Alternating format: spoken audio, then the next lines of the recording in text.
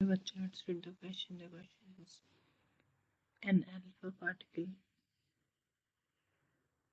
is to be taken apart in the following steps, given the energy required for each step. To remove a proton, remove a neutron, and to separate the remaining proton and neutron. For an alpha particle, what are the total binding energy and the binding energy per nucleon? Here are some atomic masses. तो एक alpha particle को हमने क्या किया कि alpha particle में से आपको एनर्जी चाहिए, जो एक अल्फा पार्टिकल में से पहले एक प्रोटॉन रिमूव कराने के लिए चाहिए, फिर न्यूट्रॉन, फिर प्रोटॉन और न्यूट्रॉन को अलग अलग।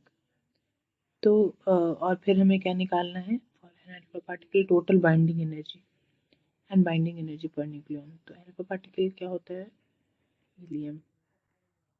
मतलब अल्फा पार्टिकल में 2 प्रोटॉन और 2 न्यूट्रॉन होते हैं, ठीक है। यहाँ पे बहुत सारा डेटा गिवन है। तो पहले तो बाइंडिंग एनर्जी क्या होता है हम ये देखते हैं। बाइंडिंग एनर्जी, तो बाइंडिंग एनर्जी जो है वो इट इज़ ये एनर्जी है जो न्यूक्लियन को न्यूक्लियस से अलग करने के लिए यूज़ होती है। मतलब हमको अगर न्यूक्लियस को तोड़ना है तो energy equal to binding energy देंगे तभी वो होगा। It is the energy required to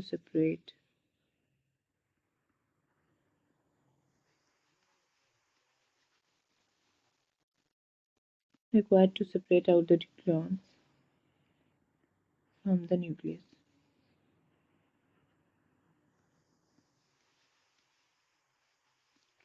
nucleus. ठीक है, ये वो एनर्जी है जो न्यूक्लियस से न्यूक्लियन को सेपरेट करने में यूज़ होगी। ठीक है, तो अब हम यहाँ पे प्रोसेस 1 करते हैं।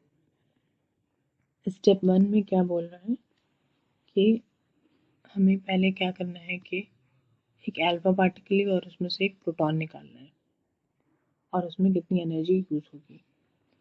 तो बाइंडिंग एनर्जी का अगर हम फार्मूला लिखें तो क्या आएगा? ये number of proton into mass of proton plus number of neutron into mass of neutron minus mass of nucleus, और उसको हम मल्टीप्लाई करते हैं 931.49 मेगा इलेक्ट्रॉन वोल्ट पर म्यू की यूनिट में। ठीक है, तो ये म्यू होगा तो म्यू म्यू कैंसिल हो रही है, मेगा इलेक्ट्रॉन वोल्ट की यूनिट में आ जाता है।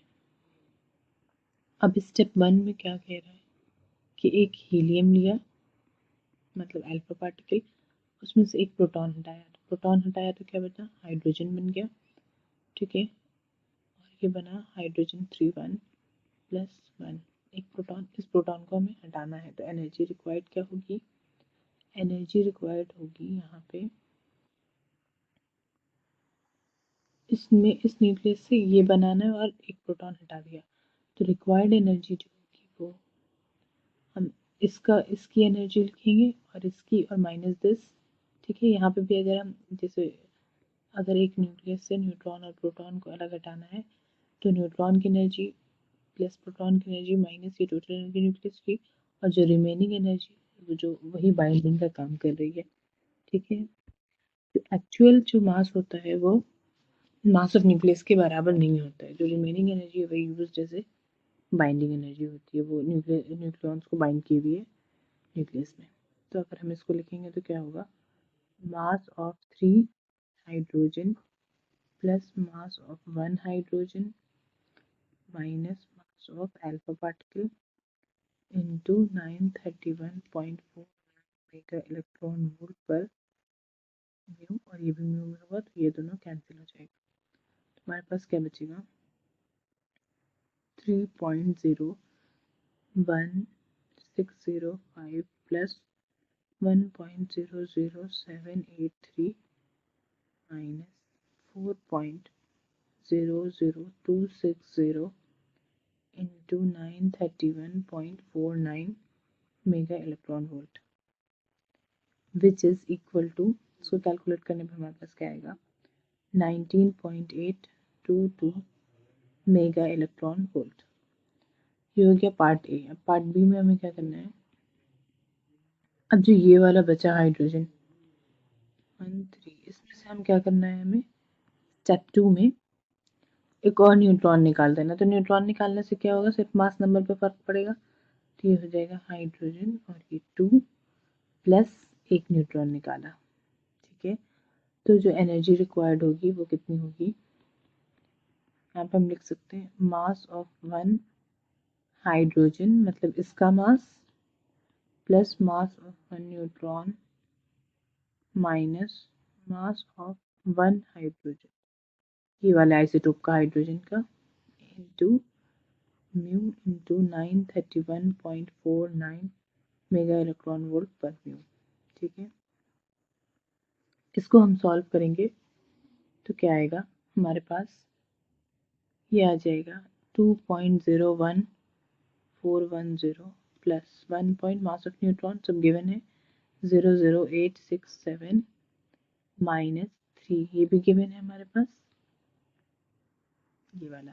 ठीक है, 3.01605 into 931.49 which is equal to 6.2596 mega electron volt. अब आ जाते हैं हम पार्ट सी पे। एक प्रोटॉन निकाला, एक न्यूट्रॉन निकाला अल्फा पार्टिकल में से, और अब हमें क्या करना है, रिमेनिंग प्रोटॉन न्यूट्रॉन को निकाल देना है। तो बचा यहाँ पे 1 हाइड्रोजन 2, और इसमें एक न्यूट्रॉन है और एक प्रोटॉन है, और इन दोनों को भी अलग कर देना है। ठीक है, ये प्रोटॉन और ये mass number of neutron plus proton. तो अगर अब हम इसको लिखेंगे तो क्या लिखेंगे, एक प्रोटॉन का mass, mass of proton plus mass of neutron minus mass of hydrogen 1 into 931.49 mega electron volt पर म्यू। भी म्यू में होगा, म्यू में गेट कैंसिल्ड, और जो हमें मिलेगा क्या आएगा, मास of proton 1.00783 plus mass of neutron 1.00867 minus mass of alpha particle which is equal to 2.01401 into 931.49 mega electron volt which is equal to 2.3194 mega electron volt. ये हो गया हमारा पार्ट सी। अब क्या बचा, अब बचा है हमें बाइंडिंग एनर्जी निकालना है अल्फा पार्टिकल की, और फिर बाइंडिंग एनर्जी पर न्यूक्लियॉन निकालना है। ठीक है, तो बाइंडिंग एनर्जी अगर हम अल्फा पार्टिकल की निकालेंगे तो क्या आएगा, अल्फा पार्टिकल में नंबर ऑफ प्रोटॉन्स 2 है और नंबर ऑफ न्यूट्रॉन्स भी 2, तो 2 into mass of proton plus 2 into mass of neutron minus mass of alpha particle, तो ये हो जाएगा M24 into 931.49 mega electron volt पर म्यू। ठीक है, अब हम इसको लिख सकते हैं 2 into 1.00783 plus 2 into 1.00867 minus 4.00260 into 931.49 mega electron volt. इसको कैलकुलेट करने पे हमारे पास आएगा 0.0304 into 931.49 mega electron volt which is equal to 28.31729 mega electron volt. ये आ गया अल्फा पार्टिकल का बाइंडिंग एनर्जी। अब हमें निकालना बाइंडिंग एनर्जी पर न्यूक्लियॉन। पर न्यूक्लियॉन का मतलब number of proton, number of neutron, total number of proton और नंबर ऑफ न्यूट्रॉन्स कितने हैं इसमें अल्फा पार्टिकल में, तो वो 4 है, 2 प्रोटॉन और 2 न्यूट्रॉन। तो यहाँ पे बाइंडिंग एनर्जी पर न्यूक्लियॉन हो जाएगा 28.31729 upon 4 mega electron volt per nucleon which is equal to 7.0793 mega electron volt per neutron. तो ये हमारा आंसर हो जाएगा। Okay. I hope you will understand. Thank you.